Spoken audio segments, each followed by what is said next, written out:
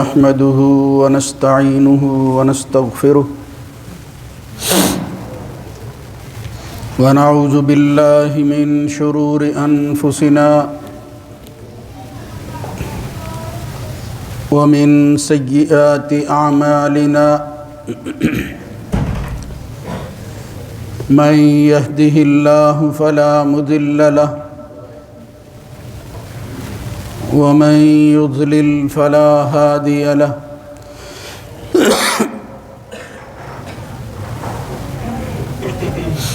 وأشهد أن لا إله إلا الله وحده لا شريك له وأشهد أن محمدًا عبده ورسوله اللهم صل على محمد وعلى آل محمد كما صليت على إبراهيم وعلى آل إبراهيم إنك حميد مجيد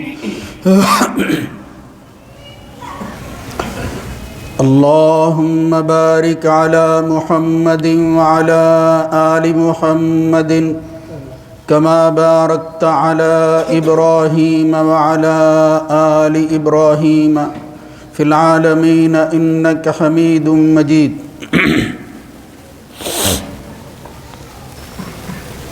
أما بعد فإن خير الحديث كتاب الله وخير الهدى هدى محمد صلى الله عليه وآله وسلم وشر الأمور محدثاتها وكل محدثة بدعة وكل بدعة ضلالة وكل ضلالة في النار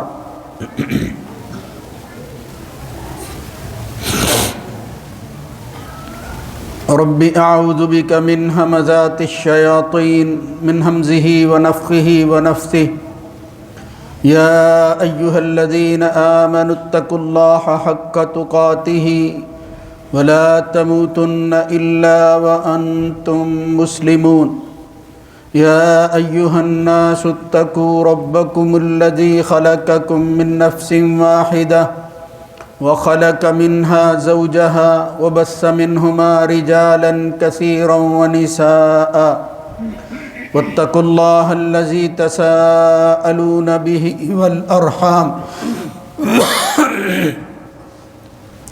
إن الله كان عليكم رقيبا يا أيها الذين آمنوا اتقوا الله وقولوا قولا سديدا يصلح لكم أعمالكم ويغفر لكم ذنوبكم ومن يطع الله ورسوله فقد فاز فوزا عظيما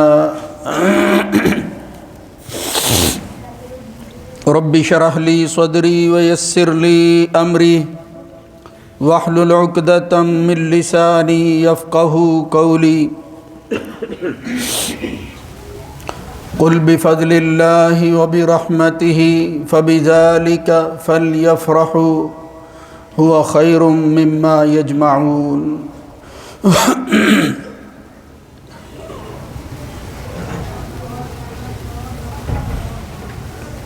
کہہ دیجئے کہ اللہ کے فضل اور اس کی رحمت کی وجہ سے ان کو چاہیے کہ وہ خوش ہو جائیں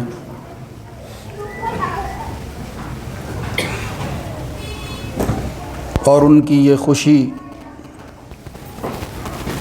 اللہ کے فضل اور رحمت کے بعد کہیں بہتر ہے اس سے جو وہ جمع کر رہے ہیں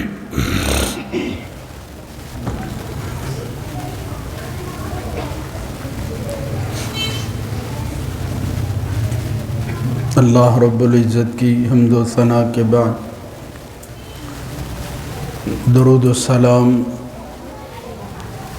خاتم النبیین سید ولد آدم جناب محمد الرسول اللہ صلی اللہ علیہ وآلہ وسلم کی ذات گرامی پر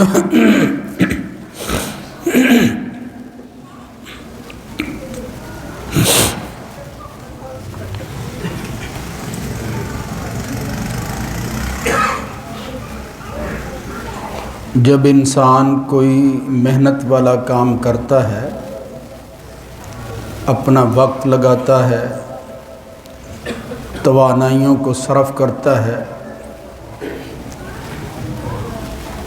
تو اس کی نظر اس عمل کے نتائج پر ہوتی ہے،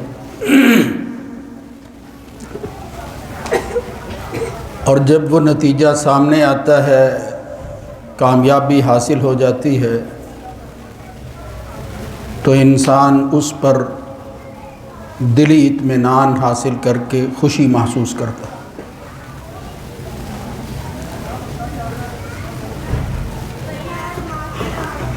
انسان کے ساتھ جو لوازمات اور عوارضات ہیں، ان میں سے دکھ اور سکھ، خوشی اور غم، یہ ساتھ ساتھ چلتے ہیں۔ تمنا اور خواہش انسان کی ہوتی ہے کہ ہر حال میں خوش رہے۔ یہ دوام اور ہمیشگی اگر کوئی بندہ چاہتا ہے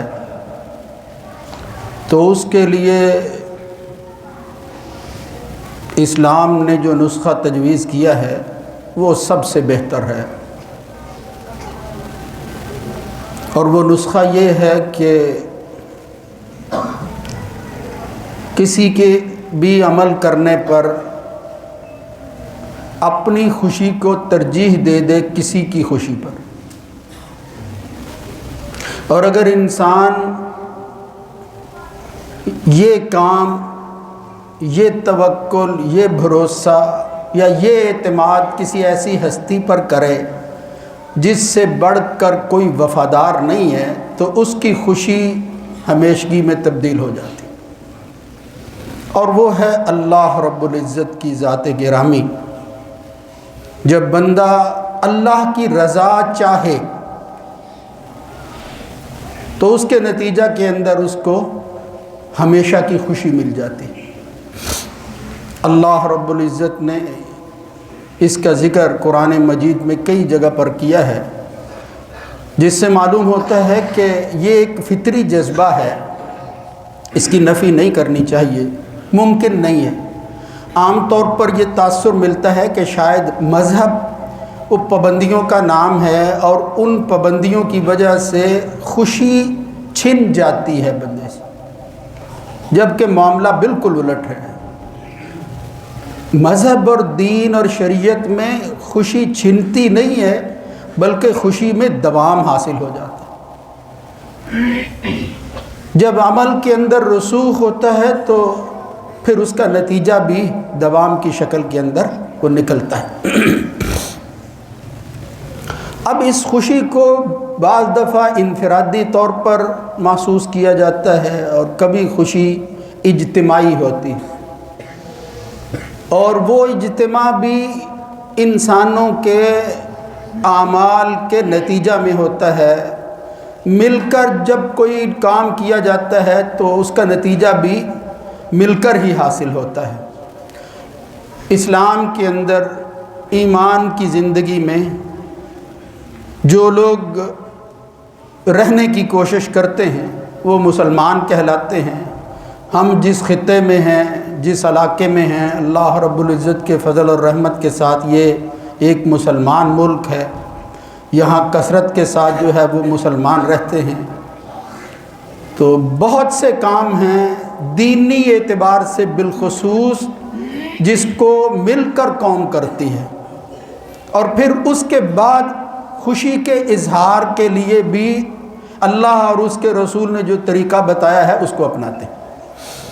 اس دنیا کے اندر لوگ اپنی خواہشات کے بعد خوشیاں منانے کی کوشش کرتے ہیں، اور پھر اس خوشی کے اندر اپنی آزادی کو استعمال کرتے ہیں، اور وہ یہ سمجھتے ہیں کہ جو جس طرح جی چاہے اس کا وہ کام کرنا ہی خوشی ہے۔ اور ہوتا یہ ہے کہ پھر اپنی محدود نگاہ کی وجہ سے جہاں تک اس کی سوچ پہنچتی ہے، جس کو وہ خوشی سمجھتا ہے، فوری طور پر وہ غم کے اندر تبدیل ہو جاتی ہے، اس لیے کہ وہ نتائج سے بے خبر ہوتا ہے۔ بس وہ یہ سمجھتا ہے کہ کسی نہ کسی طرح میرے یہ لمحات جو ہیں وہ خوشی میں گزر جائیں۔ آج کی دنیا میں لوگ سال شروع ہونے پر خوشی مناتے ہیں، ہیپی نیو ایئر، اور پھر اس دن اس تہوار میں کیا کیا جاتا ہے یہ آپ مجھ سے بہتر جانتے ہیں۔ ہر قسم کا لہو و لعب،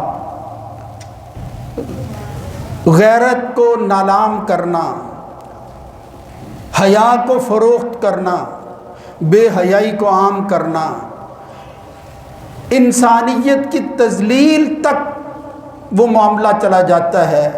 اور اللہ تعالیٰ رحم فرمائے، اب تو کچھ ایسے دن اور تہوار بھی انسانوں کے ہاں مروج ہو گئے ہیں کہ جن کا ذکر کرنا وہ ایسے ہی ہے کہ جیسے کسی شریف النفس انسان کی زبان سے جو ہے وہ انتہائی غلط، فضول اور بے حیائی کا کلمہ جو ہے وہ نکل جائے۔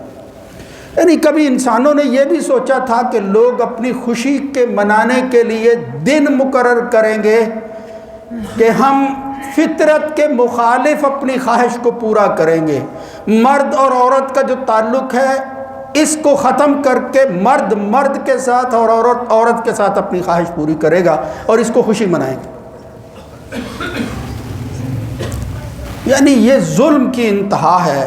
اس کے اثرات بعض دفعہ ہمارے معاشرے میں بھی نظر آتے ہیں۔ آزادی کے نام پر یہاں بھی کچھ اپنی مرضی کے نام سے جو ہے وہ کچھ کام کیے جاتے ہیں، اور خدا نخواستہ یہ کہا جاتا ہے کہ بھئی میرا جسم میری مرضی ہے۔ یہ اس آزادی کا تقاضا یہ ہے کہ مجھے کوئی پوچھنے والا نہ ہو، کوئی روک ٹوک نہ ہو، کوئی قید نہ ہو، میں ان پابندیوں سے آزاد رہ کر زندگی گزارنا چاہتا ہوں کہ میں آزاد پیدا ہوا ہوں۔ یہ کفر کی سوچ ہے، اسلام کی دعوت نہیں ہے۔ اس کو بہت اچھی طرح جو ہے وہ سمجھ لینا چاہیے۔ اب میں بات لمبی نہیں کرنا چاہتا، بتانا یہ چاہتا ہوں کہ اسی طرح کچھ تہوار مذہبی اعتبار سے بھی لوگ اختیار کیے ہوئے ہیں، مگر ان کے تہواروں کے اندر بھی افراد تفریط نظر آتی ہے۔ ایک دوسرے کے منہ پر جو ہے وہ سرخ رنگ پھینک دینا، خوشی کے منانے کے لیے لوگوں کے کپڑے پھاڑ دینا، اس طرح کے بھی تہوار ہیں جو لوگ مناتے ہیں۔ یا جو ہے وہ سارا دن لہو و لعب اور ڈانس ہی کے اندر زندگی گزارنا۔ شریعت اسلامیہ میں مسلمانوں کو خوشی منانے کے لیے 2 دن دیے گئے ہیں، بڑے دن، اہم ترین دن ہیں، اور وہ دونوں بڑے اعمال کے بعد اجتماعی طور پر اللہ رب العزت نے انسانوں کو عطا کیے ہیں، جن کو عیدین کہا جاتا ہے۔ یعنی اس کا مطلب ہی یہ ہے کہ خوشی کا دن، اس لیے کہ یہاں بھی ہم عام طور پر اپنی معمول کی زندگی کے اندر کہتے ہیں جب کسی کو کوئی ایسی چیز حاصل ہو جاتی ہے جو اس کے لیے نعمت ہو، خوشخبری والی ہو، تو پھر ہم کہتے ہیں بھئی آج تو آپ کی عید ہی ہو گئی ہے۔ تو یہ خوشی کا ساماں ہے۔ ان فطری جذبات کی پوری ترجمانی کی ہے اللہ اور اس کے رسول نے، اس کو دبایا نہیں ہے۔ رسول اللہ صلی اللہ علیہ وسلم جب مدینہ میں تشریف لے گئے تو آپ نے دیکھا کہ وہ لوگ جو ہیں وہ 2 دن مناتے ہیں، یلعبون فیہ۔ تو پوچھا کہ بھئی یہ تم کیا دن مناتے ہو؟ ایک دن تھا نیروز کا، دوسرا تھا مہرجان کا۔ وہ نیروز یا نوروز یعنی سال کے آغاز میں اور پھر جولائی کے مہینے میں وہ بنتا ہے، اور معلوم یہ ہوتا ہے کہ مجوس سے انہوں نے یہ 2 دن لیے تھے، مجوسی حضرات۔ اب وہ جو ہے وہ تسلسل کے ساتھ دن چلے آ رہے تھے کہ مدینہ کے لوگ بھی اس کو مناتے تھے۔ پوچھا یہ کیا ہے؟ انہوں نے کہا جی کہ یہ 2 یومانی یلعبون فیہما فی الجاہلیہ، یہ جاہلیت سے ہم 2 دن خوشی کے طور پر کھیلتے ہوئے مناتے ہیں۔ محمد الرسول اللہ صلی اللہ علیہ وسلم نے پھر فرمایا میں تمہاری خوشی کا انکار نہیں کرتا، قد ابدلکم اللہ بہما خیرا، اللہ تعالیٰ نے تمہارے انہی 2 دنوں کو خیر کے اندر تبدیل کر دیا ہے، یوم الفطر و یوم الاضحیٰ۔ ایک کا نام فطر کا دن ہے اور دوسرا اضحیٰ کا دن ہے، یعنی عید الفطر اور عید الاضحیٰ۔ یہ 2 خوشی کے دن ہیں، خوشی کا ساماں ہے، اس حقیقی خوشی کا ساماں ہے کہ جس کے اثرات انسان کے قلب پر، اندر جو ہے انسان کا، اس پر ہوتے ہیں، ظاہر پر اتنے نہیں ہوتے۔ مگر اس ظاہر کا بھی اعتبار کیا جاتا ہے۔ تو 2 دن جو ہیں یہ خوشی کے دن ہیں، عید کے دن ہیں۔ نبی کریم صلی اللہ علیہ وسلم کی سیرت سے یہ بات معلوم ہوتی ہے کہ آپ ان دنوں کو مناتے تھے، اور پھر منانے کا مطلب یہ تھا کہ جو خوشی ہمیں حاصل ہوئی ہے اس کی نسبت بھی اللہ کی طرف کرتے ہوئے یہ کہیں کہ شکر ہے اس مالک کا جس نے یہ نعمت عطا کی، اور ہم اس قابل ہوئے کہ ہم نے کوئی ایسا کام کیا جس سے ہمارا رب خوش ہو جائے، اللہ کی رضا حاصل ہو جاتی۔ اللہ کا احسان ہے۔ اس احسان اور نعمت پر جو ہے وہ پھر پیغمبروں کی طرح جب بھی انہیں کوئی نعمت یاد آتی تو وہ اللہ کا شکر ادا کرتے تھے، اور پھر ساتھ ہی کہ وَأَنْ أَعْمَلَ صَالِحًا تَرْضَىٰ، یا اللہ ہمیں توفیق دے دے کہ تجھے خوش کرنے کے لیے ہم کچھ نہ کچھ کرتے رہیں۔ حقیقت یہ ہے کہ یہ ہمارے عملوں کا نتیجہ نہیں ہے، وہ ابھی ملنے والا ہے۔ عمل کا نتیجہ اس طرح برابری میں نہیں ہے، یہ تو صرف اللہ کا فضل اور رحمت ہے جو بڑھ کر اتنی مقدار کے اندر جو ہے وہ ہمیں دیا جاتا ہے، جس کا تذکرہ محمد الرسول اللہ صلی اللہ علیہ وسلم نے کیا تھا کہ جنت جیسی نعمت بھی جب بندے کو ملے گی تو پھر بھی وہ اس کے عمل کا نتیجہ نہیں، اللہ کی توفیق کے بدلہ کے اندر ملے گی۔ پوچھا یا رسول اللہ آپ بھی؟ فرمایا یتغمدنی اللہ برحمتہ، اللہ تعالیٰ مجھے بھی اپنی رحمت کے ساتھ ڈھانپ لے گا اور میں جنت میں چلا جاؤں گا۔ یہ ہے وہ فرق جو کافر اور مسلمان کرتے ہیں، اور ہم اس پر جو ہے وہ خوش ہوتے ہیں۔ ایک مشہور روایت ہے اور صحیح ترین روایتوں میں سے ہے، جناب عائشہ رضی اللہ تعالی عنہا بیان کرتی ہیں کہ میں نبی کریم صلی اللہ علیہ وسلم کے ساتھ تھی فی ایام منا، منا کے دن تھے، حج کے دنوں میں منا پہ پہنچے ہوئے تھے۔ وَعِنْدَهَا جَارِيَتَانِ، اس کے پاس 2 بچیاں تھیں، وہ کیا کرتی تھی؟ تُدَفِّفَانِ وَتَزْرِبَانِ، اور ایک روایت میں آتا ہے تُغَنِّيَانِ بِمَا تَقَاوَلَتِ الْأَنصَارُ يَوْمَ بُعَاثٍ، یہ یوم بعاث کے اندر انصار نے جو کچھ حاصل کیا اس کو دہراتی تھی کہ ہم جن کی نسل ہیں ہمارے بڑے یہ تھے، اور پھر ان کے جو ہے وہ تذکرے کر رہی تھی اور زبان سے جو ہے وہ الفاظ بچیاں ادا کر رہی تھی، یعنی گیت گا رہی تھی سادہ لفظوں کے اندر، کہ جناب ابو بکر صدیق پہنچے اور پھر انہوں نے کہا کہ رسول اللہ صلی اللہ علیہ وسلم کی موجودگی کے اندر مزمارۃ الشیطان، یہ دف بجایا جا رہا ہے تو یہ شیطان کا آلہ ہے، یہ تو مزمار ہے، یہ کیا تم کر رہے ہو؟ جناب عائشہ رضی اللہ تعالیٰ عنہ کہتی ہیں کہ اس وقت رسول اللہ صلی اللہ علیہ وسلم متغشن بثوبہ، آپ نے جو ہے وہ کپڑا لیا ہوا تھا اور آپ لیٹے ہوئے تھے۔ جب ابو بکر صدیق کی یہ بات سنی کشف عن وجہہ، تو رسول اللہ صلی اللہ علیہ وسلم نے وہ کپڑا ہٹایا اور پھر ساتھ ہی وضاحت کر دی جو احسان تھا ہم پر، ورنہ اگر حضور خاموش رہتے تو ابو بکر کی بات درست ہونا تھی کہ ایسی کوئی خوشی نہیں منانی چاہیے جس کا ذکر جو ہے وہ اس روایت کے اندر آ رہا ہے، یعنی خوشی کے اندر بندہ کوئی بھی ایسا کام نہیں کر سکتا جو خوشی والا ہو، بس وہ حد سے تجاوز نہیں ہونا چاہیے، ورنہ یہ گیت گانا، اچھی باتوں کو یاد کرنا، اچھی باتوں کو دہرانا، وہ اپنے کارناموں کا تذکرہ کرنا، قرآن مجید کی تلاوت کر لینا، اس سے بڑی تو کوئی بات ہی نہیں ہے، اس کو دہرانا، اس کو جو ہے وہ اچھے لہجے کے اندر پڑھنا۔ تو وہ بھی جو ہے وہ اپنے گیت گا رہی تھی وہاں کی روایات کے مطابق، تو فَانْتَحَرَهُمَا ابو بکر صدیق نے ان کو روکا، ڈانٹا کہ رسول اللہ صلی اللہ علیہ وسلم بھی موجود ہیں، تم یہ کیا کر رہی ہو؟ رسول اللہ صلی اللہ علیہ وسلم نے کپڑا ہٹا کر کہا ابو بکر دعہما، چھوڑ دے، اس لیے کہ کیوں؟ ان هذه ایام عید، یہ عید کے دن ہیں، اور ایک روایت میں آتا ہے ان لکل قوم عیدا وہذا عیدنا، ہر قوم کی عید ہے اور ہماری عید یہ ہے کہ ہم حج کرنے کے لیے وہ مینا میں پہنچے ہوئے، یعنی وہ عید کا دن تھا، عید تھی ان کے لیے۔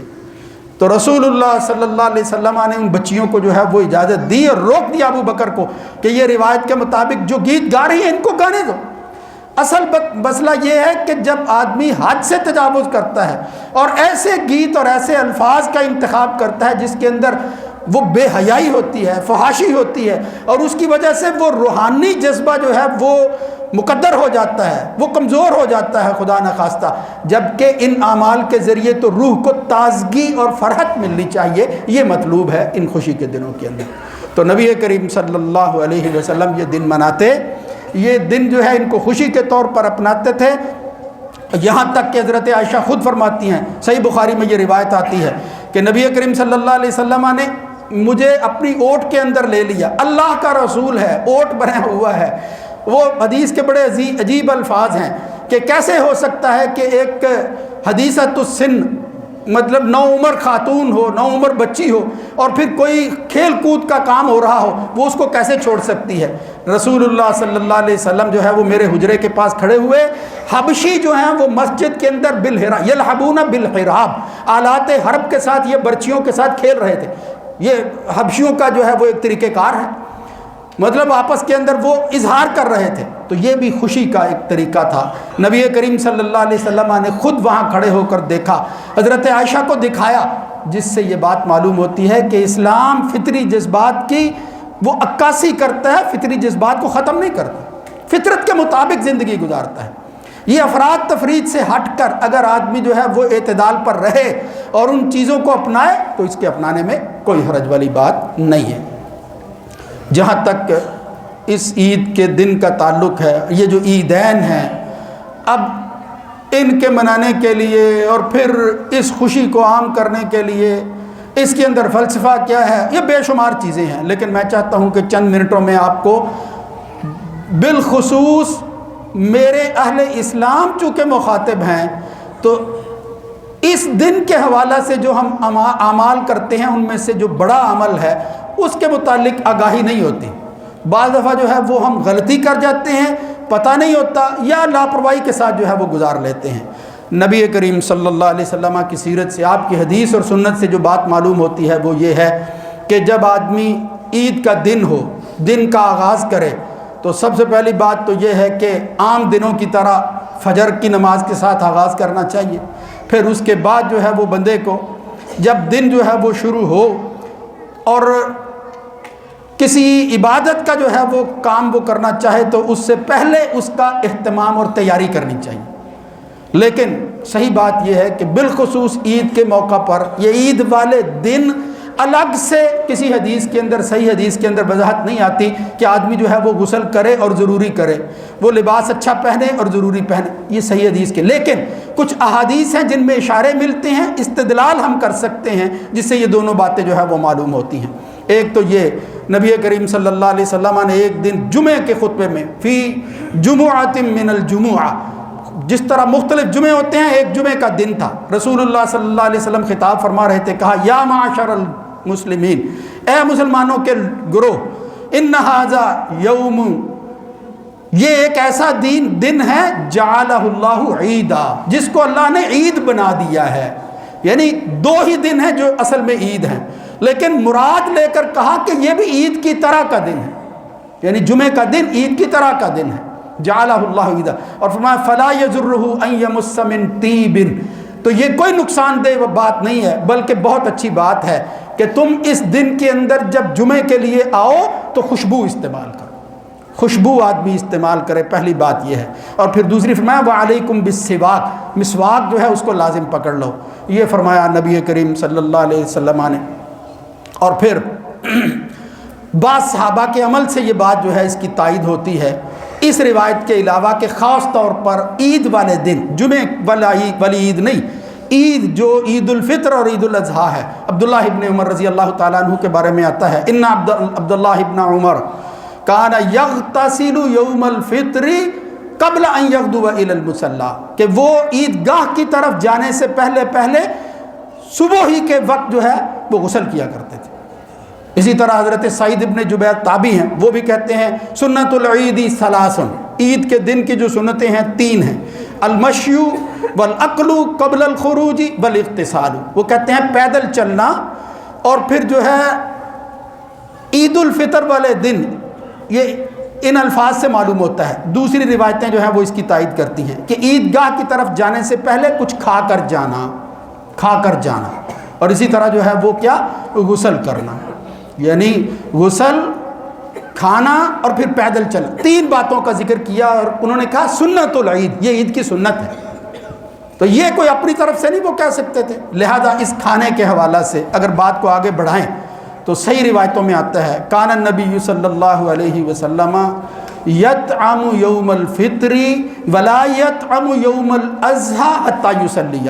عید الفطر کے دن حضور کھا کر جاتے تھے اور عید الاضحیٰ کے دن آ کر کھاتے تھے، اپنی قربانی کا گوشت کھاتے تھے۔ اس کا یہ مطلب نہیں ہے کہ قربانی جو ہے وہ تو لیٹ ہو یا اگلے دن ہو تو پھر آدمی کچھ کھائے ہی نہ۔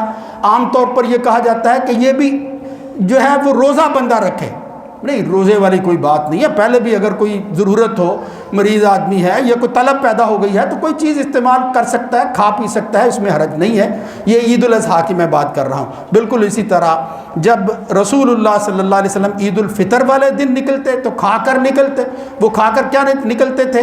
دوسری روایتوں میں آتا ہے کہ رسول اللہ صلی اللہ علیہ وسلم عید الفطر کے لیے نکلے حتیٰ یأکل تمرات، یہاں تک کہ آپ کھجوریں کھاتے تھے۔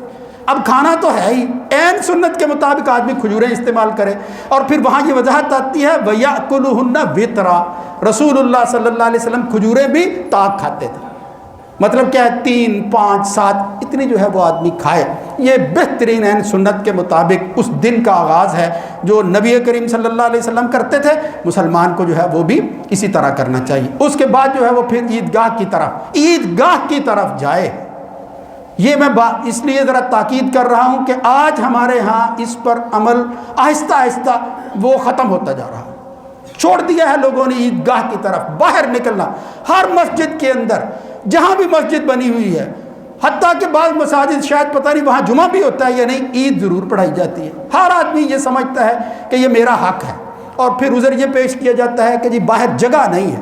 حالانکہ جگہ موجود ہیں، جیسی تیسی بھی ہو، آدمی کو کوشش کر کے، یا پھر کم از کم اگر جگہ نہیں ہے بھئی ایک مسجد ہو، بڑی مسجد، چھوٹی چھوٹی مسجدوں کے لوگ وہاں جا کر جو ہے وہ عید پڑھیں۔ نبی کریم صلی اللہ علیہ وسلم کے بارے میں بالخصوص یہ بات آ رہی ہے، اسی روایت کے اندر ہے المصلی فی مصلاہن۔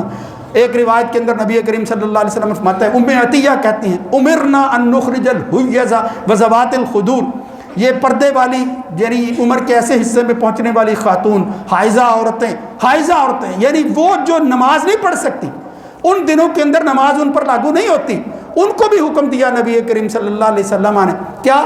یشہدن جماعت المسلمین و دعوتہم، مسلمانوں کے اجتماع میں شامل ہوں اور ان کے دعا کا حصہ بن جائیں۔ وَتَعْتَزِلُ الْحُيَّزَ عَنْ مُصَلَّاهُنَّ، لیکن وہ عید والی جگہ جہاں نماز پڑھی جا رہی ہے اس سے الگ ہو جائیں، وہاں نہ وہ ٹھہریں، اس لیے کہ ان کو پابندی ہے، اس کی اجازت نہیں ہے۔ مگر مسلمانوں کو اجتماع میں شامل ہونا، دعا کا حصہ بننا، تاکید کی نبی کریم صلی اللہ علیہ وآلہ وسلم نے۔ اور وہاں یہ لفظ کیا آتے ہیں؟ المصلی، مصلاہن، یعنی عید جو ہے وہ باہر جا کر پڑھتے تھے نبی کریم صلی اللہ علیہ وسلم۔ ہاں اگر ایک صورت ہو، کوئی عذر ایسا لاحق ہو جائے، جس طرح یہ عذر اب ہم نے خود ہی بنا لیا ہے، بھئی جگہ نہیں ہے، جگہ حالانکہ مل ہی جاتی ہیں۔ بڑا عذر جو حدیث کے اندر آتا ہے اور وہ صحابی بیان کرتے ہیں، اصابہم مطر، کہ ان کو بارش لاحق ہو گئی، بارش ہو گئی، تو نبی کریم صلی اللہ علیہ وسلم، رسول اللہ صلی اللہ علیہ وسلم فی المسجد، یہ مستدرک حاکم کے اندر روایت آتی ہے کہ پھر حضور نے مسجد کے اندر نماز پڑھی۔ تو مسجد میں نماز پڑھی اللہ کے رسول نے کب پڑھی؟ جب عذر تھا، جب بارش تھی، بغیر کسی عذر کے، بغیر وجہ کے وہ نہیں پڑھی نبی کریم صلی اللہ علیہ وسلم نے۔ بے شمار اور مسائل ہیں، ان میں سے ایک بڑا مسئلہ، بس میں اشارے ہی کر سکتا ہوں، اس کی وضاحت ممکن نہیں ہے، کہ جب آدمی جو ہے وہ نماز کے لیے جائے تو نماز کی طرف نکلنے سے پہلے امارا بہا ان تؤدى قبل خروج الناس، پچھلے جمعے میں نے یہ بات عرض کی تھی، کیا؟ کہ وہ اپنا صدقہ فطر ادا کریں۔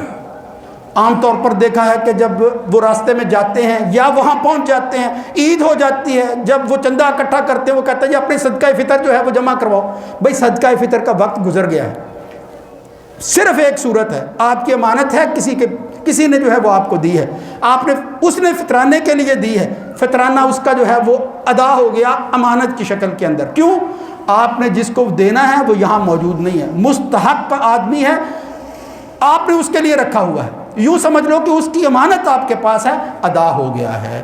اگر کوئی ایسی صورت ہے تو ٹھیک ہے، ورنہ عیدگاہ کی طرف جانے سے پہلے جو ہے وہ صدقہ فطر بہرحال ہر انسان کو، چھوٹے بڑے کو، وہ ضرور ادا کر کے جو ہے وہ جانا چاہیے۔ اور پھر جب وہاں پہنچ جائے بندہ، رسول اللہ صلی اللہ علیہ وسلم کے بارے میں آتا ہے، یہ سچ بات ہے، اب مجھے آپ کہنے دیجئے کہ عید الفطر کی نمازوں کے حوالہ سے زیادہ تفصیل کہ بھئی کتنی تکبیریں کہنی ہیں، پھر تکبیروں میں جو ہے وہ کیا پڑھنا ہے، کس طرح پڑھنا ہے، کیا تکبیروں کے اندر رفع الیدین کرنا ہے یا نہیں، کہیں وضاحت نہیں آتی۔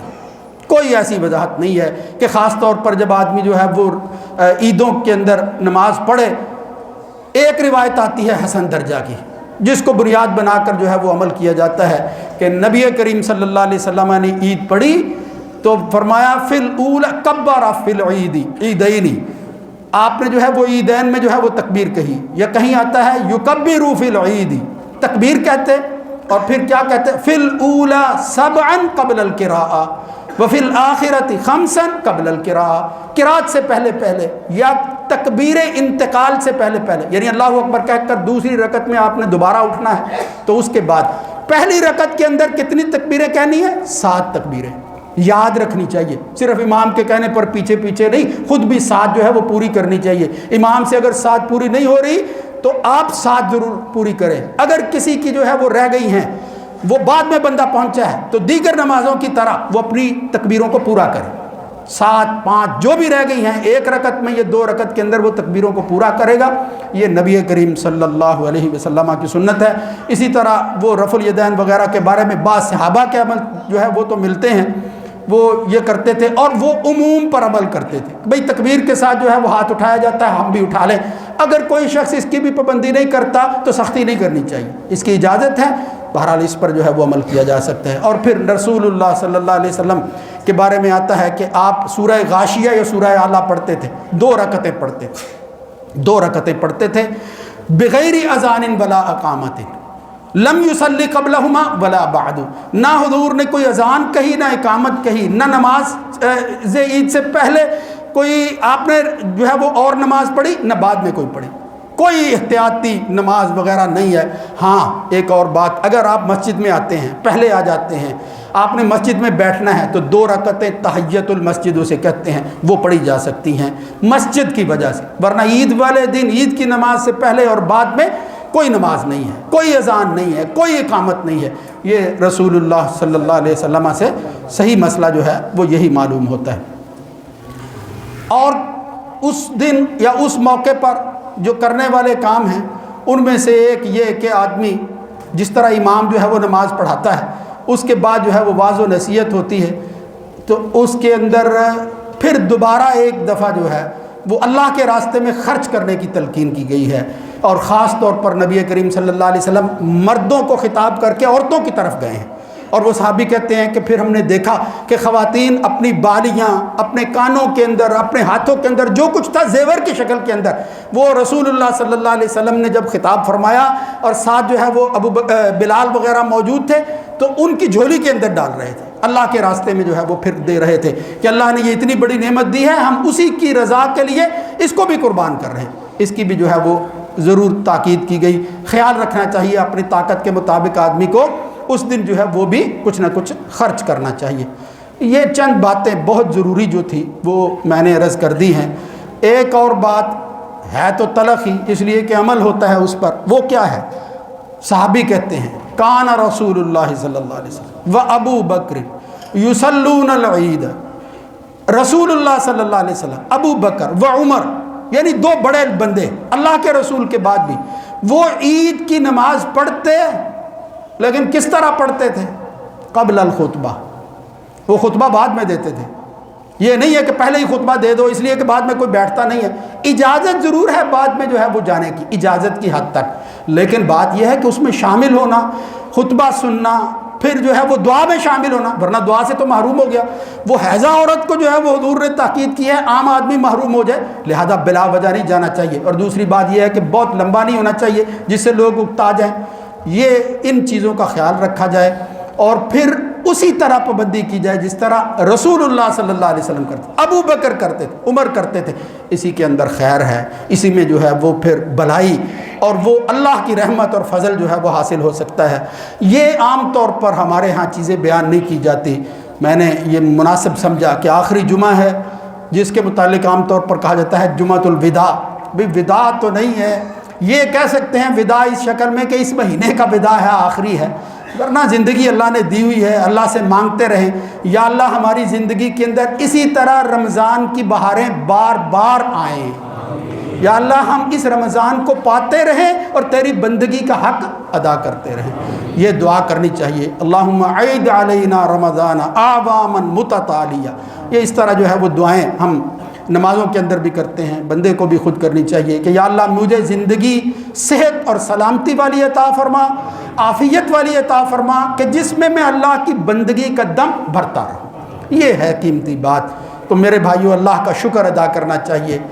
ایک دن یہ جمعے کا اور اللہ نے دے دیا ہے. عرصے کے بعد جو ہے وہ 5واں جمعہ اسی مہینے کے اندر اللہ رب العزت نے یعنی ایک عید اور دے دی ہے. عید اگرچہ مرادن ہی ہے لیکن اللہ نے دے دی ہے.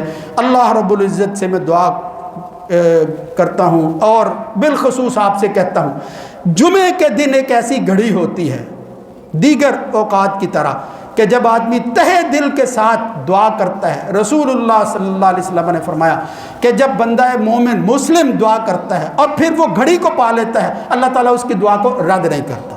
یا اللہ اگر ہماری زندگی کے اندر اس وقت وہ گھڑی موجود ہے تو ہماری دلی خواہشات, نیک تمنا, جائز خواہش اگر کوئی ہے, اے اللہ سب کی جائز خواہشات کو پورا فرما. اے اللہ اپنے گھر کی زیارت نصیب فرما. یا اللہ رمضان کے مہینے کے اندر عمرہ حج کے برابر اور تیرے ساتھ حج, تیرے نبی کے ساتھ حج جو ہے وہ کرنے کے برابر ہے. یا اللہ ہم سب کو یہ سعادت نصیب فرما کہ رمضان کے مہینے میں بیت اللہ کی زیارت کر سکے, عمرہ ادا کر سکے. والدین کی خدمت کی جو ہے وہ اللہ تعالیٰ توفیق نصیب فرما دے. یہ نیکیاں اگر آدمی کرتا ہے اللہ کی رضا کے لیے اور اس کے والدین اس کے ساتھ ناراض ہیں, اس سے بڑا بے نصیب بدبخت کوئی آدمی نہیں. اس لیے میرے بھائیوں, نوجوانوں, بیٹو, آج اپنی ماں کے قدم جا کر پکڑ لو. اگر آپ کا کوئی کام رکا ہوا ہے میں آپ کو جو ہے وہ حلفاً کہتا ہوں کہ اللہ رب العزت بڑی قدر کرتا ہے اس بندے کی جو ماں کے قدم پکڑتی اور پھر وہ کہتا ہے ماں میرے لیے دعا کر. سب جو ہے وہ رکاوٹیں ختم ہو جاتی ہیں. اللہ رب العزت اس ماں کی دعا کو قبول کر لیتا ہے. ماں جیسی تیسی بھی ہے, اس لیے کہ جس اخلاص کے ساتھ بیٹے کے لیے ماں دعا کرتی ہے کوئی ہستی نہیں کر سکتی. میرے بھائیوں, میرے بچوں, یہ چھوٹی چھوٹی سی چیزیں ہیں جن کی طرف ہم بالکل توجہ نہیں کرتے. ان کو اپناؤ, اپنے والدین کو خوش رکھو. یہ تمہاری جنت تمہارے سامنے موجود ہے. اگر اس جنت سے محروم ہو گئے وہ بھی جنت جو ہے وہ مشکل ہو جائے گی. اللہ رب العزت میری ان باتوں کو جو ہے وہ اگرچہ تھوڑی ہیں تو زیادہ بنائے. اللہ تعالیٰ ان پر عمل کرنے کی توفیق نصیب فرمائے. اللہ تعالیٰ ہماری زندگی کے اندر جس طرح یہ بہاریں اب لایا ہے مزید لائے, اور جو ہمارے بھائی ہمارے والدین اس دنیا سے چلے گئے ہیں اللہم اغفر لآبائنا وامہاتنا وازواجنا اللہم اغفر للمؤمنین والمؤمنات والمسلمین والمسلمات. یہ خاص طور پر اس وقت بڑا نازک وقت ہے میرے بھائیوں, کسی آزمائش کی طلب نہیں کرنی چاہیے. اب یہ کافر سارے دشمن بالخصوص اس ملک کے پیچھے جو ہے وہ پڑے ہوئے ہیں. ان کی نگاہیں اس ہماری عظیم مملکت پر ہے. بس تہہ دل سے اخلاص کے ساتھ دعا کرو یا اللہ اس مملکت کی حفاظت فرما. یا اللہ ہم کمزور ہیں تو حفاظت فرما. اللہم اکفیناہم بما شئت. یا اللہ ان بدبختوں کے ساتھ کس طرح نبٹنا ہے تو نبٹ, ہم نہیں اس قابل. اللہم انت الغنی ونحن الفقراء انت القوی ونحن الضعفاء نشکو الیک ضعف قوتنا وقلت حیلتنا وہواننا علی الناس اجمعین. اللہم احصہم عددا. یا اللہ شمار کر کر کے ان کو ڈھونڈ ڈھونڈ کر مار. وقتلہم بددا وقتلہم بددا ولا تغادر منہم احدا. نوح علیہ السلام نے بھی جب اتنے سال محنت کی اور اس محنت کا کوئی نتیجہ بظاہر نظر نہیں آ رہا تھا اس طرح, وہ تو کامیاب ہی تھے, تو اس وقت کہا تھا رب لا تذر علی الارض من الکافرین دیارا. یا اللہ کافروں کا کوئی گھر نہ چھوڑنا. اسی طرح ہم کہتے ہیں اللہم احصہم عددا وقتلہم بددا ولا تغادر منہم احدا. اللہم رد قیدہم فی نحورہم. یا اللہ ان کی تدبیریں اللہم اجعل تدبیرہم تدمیرا علیہم. یا اللہ ان کے اوپر لٹا دے, الٹ کر دے, وہ سمجھ نہ سکیں. تیرے جب فیصلے ہوتے ہیں تو ایسے ہی ہوتا ہے. تیرے نبی نے جب محنت کی اور پھر وہ میدان میں نکلے تھے تو تجھ سے ہی درخواست کرتے تھے, وہ بدر ہو وہ احد ہو, تو اللہ کے رسول احد میں یہی کہتے تھے اللہم احزم الاحزاب. یا اللہ یہ اجتماع بنا کر یہ ملک اکٹھے ہو کر آ گئے ہیں, یا اللہ ان سب احزاب کو, جماعتوں کو, لشکروں کو, اجتماع کو, یہ اتحاد کو پارا پارا کر دے. اللہم شتت شملہم ومزق جمعہم وفرق جمعہم وخرق بنیانہم. اقول قولی ھذا استغفر اللہ لی ولکم ولسائر